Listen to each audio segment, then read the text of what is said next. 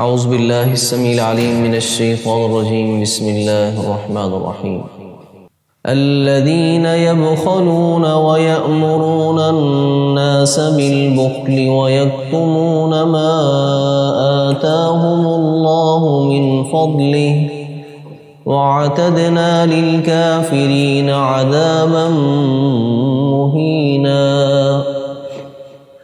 وَالَّذِينَ يُنْفِقُونَ أَمْوَالَهُمْ رِيَاءَ النَّاسِ وَلَا يُؤْمِنُونَ بِاللَّهِ وَلَا بِالْيَوْمِ الْآخِرِ وَمَنْ يَكُنِ الشَّيْطَانُ لَهُ قَرِينًا فَسَاءَ قَرِينًا وَمَاذَا عَلَيْهِمْ لَوْ آمَنُوا بِاللَّهِ وَالْيَوْمِ الْآخِرِ وَأَنفَقُوا مِمَّا رَزَقَهُمُ اللَّهُ وَكَانَ اللَّهُ بِهِمْ عَلِيمًا۔ پیچھے والی آیت میں اللہ رب العزت نے فرمایا کہ تم اللہ کی عبادت کرو اور اس کے ساتھ کسی کو شریک نہ کرو، والدین سے، قرابت داروں سے، یتامہ سے، مسکینوں سے حسن سلوک کرو، اور قرابت دار پڑوسی سے اور غیر قرابت دار پڑوسی سے، اور تمہارے پہلو کا ساتھی اس سے، مسافروں سے اور اپنے ماتحتوں سے اچھائی سے پیش آؤ۔ اور جو شخص ان کے حقوق ادا نہیں کرتا، اللہ رب العزت ایسے شیخی خوروں کو اور فخر کرنے والوں کو، یعنی تکبر کرنے والے اور فخر کرنے والوں کو اللہ رب العزت پسند نہیں فرماتے۔ اب ایسے کون سے لوگ ہیں جو متکبر بھی ہیں اور فخر بھی بیان کرتے ہیں؟ فرمایا الذین یبخلون ویأمرون الناس بالبخل، وہ لوگ جو خود بھی بخیل ہیں اور لوگوں کو بھی بخل کا حکم دیتے ہیں، یعنی اپنی بخیلی کو آئیڈیل سمجھتے ہیں اور پھر لوگوں کو بھی بلاتے ہیں کہ تم بھی ایسے بن جاؤ، اپنا مال بچاؤ، اپنا مال بچاؤ۔ نبی کریم صلی اللہ علیہ وسلم نے فرمایا ثلاث مہلکات، تین چیزیں انسان کے لیے انتہائی مہلک ہیں، انتہائی نقصان دہ ہیں، جو انسان کو ہلاکت کے گڑھے میں گرا دیتی ہیں۔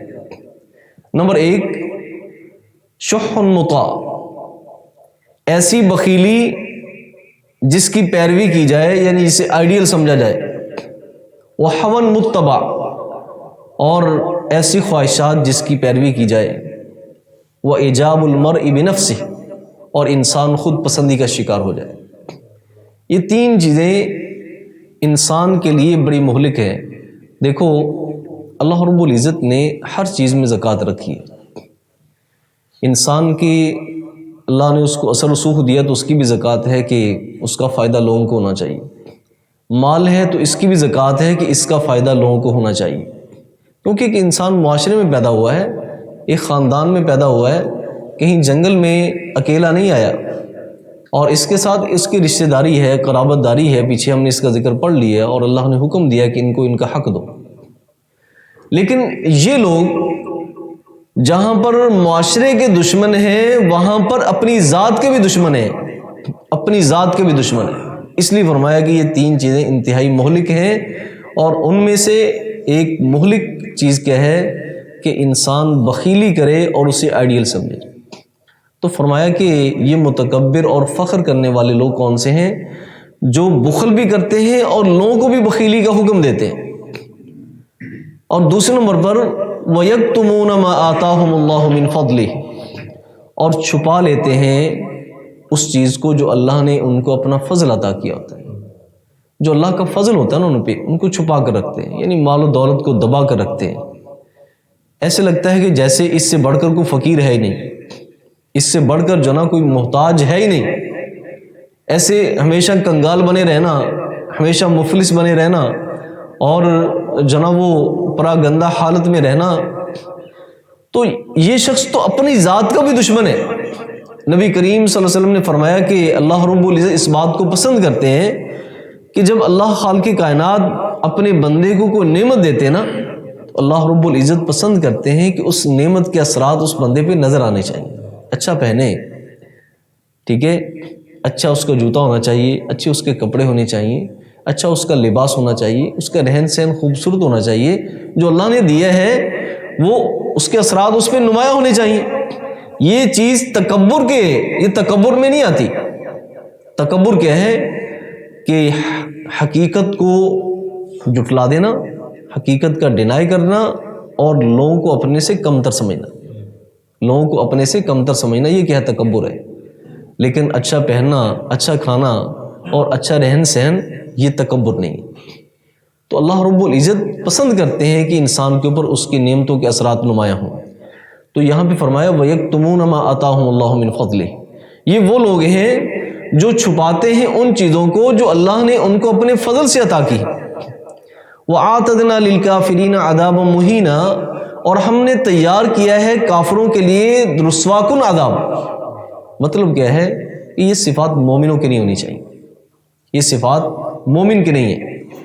مومن تو ان سے کوسوں دور ہوتا ہے. یہ تو کافروں کی صفت ہے اور اللہ نے ایسے کافروں کے لیے رسوا کن عذاب تیار کیا. تو آپ اندازہ لگا لیں اللہ خالق کائنات نے اس آیت کا جو اختتام ہے وہ کس بات پہ کیا ہے. کہ پہلے بخیلی کا ذکر ہے، ٹھیک ہے، کیونکہ یہ شخص معاشرے کا دشمن ہے. جس طرح کافر معاشرے کا دشمن ہوتا ہے، اس طرح یہ شخص بھی معاشرے کا کیا ہے، دشمن ہے، اسلامی سوسائٹی کا کیا ہے، دشمن ہے. اور ایسے کافروں کے لیے اللہ رب العزت نے رسوا کن عذاب تیار کی ہے. والذین ينفقون اموالهم رئاء الناس، ایک طرف تو یہ کردار ہے، یہ بھی لوگ گھاٹے میں ہیں. اور دوسری طرف والذین ينفقون اموالهم رئاء الناس، وہ لوگ جو خرچ کرتے ہیں اپنا مال لوگوں کو دکھلانے کے لیے، نمائش کے لیے، نمود و نمائش کے لیے اپنا مال خرچ کرتے ہیں. ولا یؤمنون باللہ ولا بالیوم الآخر، نہ وہ اللہ کی ذات پر ایمان رکھتے ہیں، نہ آخرت کے دن پہ ایمان رکھتے ہیں.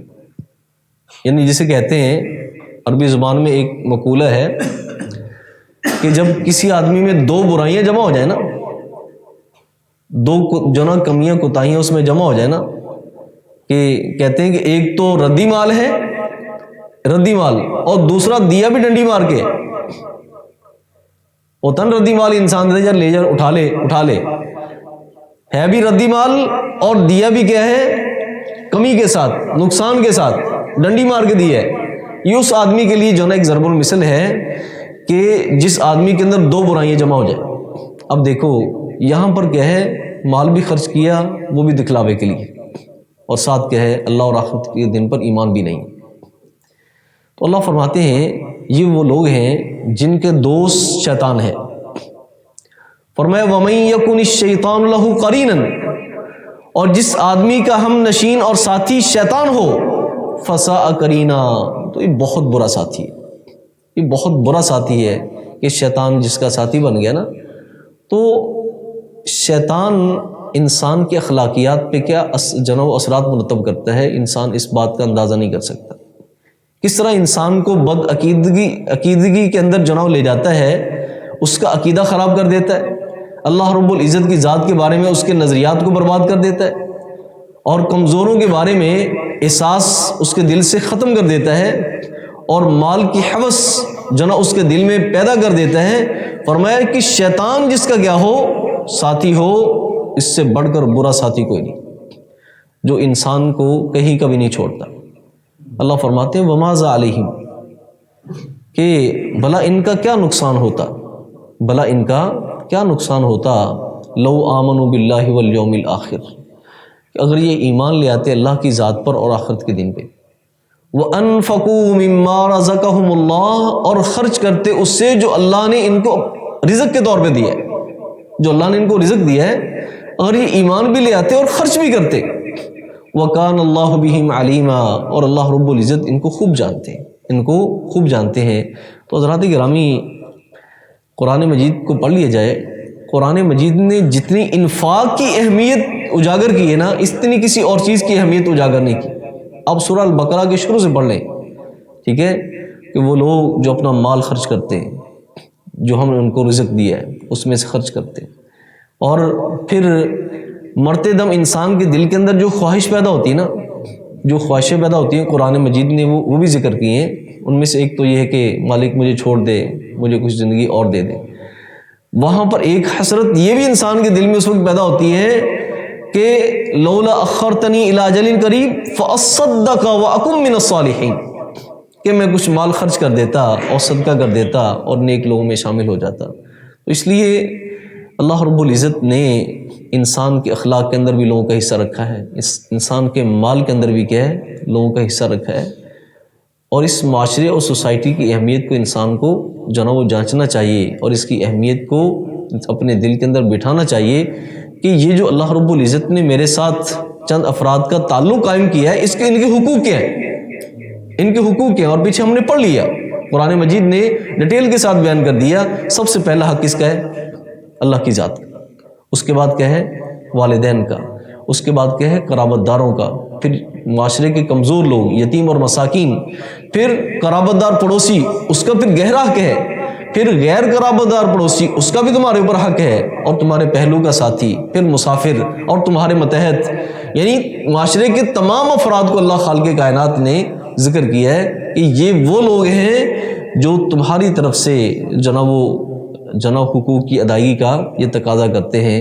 اللہ سے دعا ہے کہ اللہ رب العزت مجھے اور آپ کو قرآن مجید سمجھنے کی توفیق نصیب فرمائے. سبحانک اللہم و بحمدک اشہد ان لا الہ الا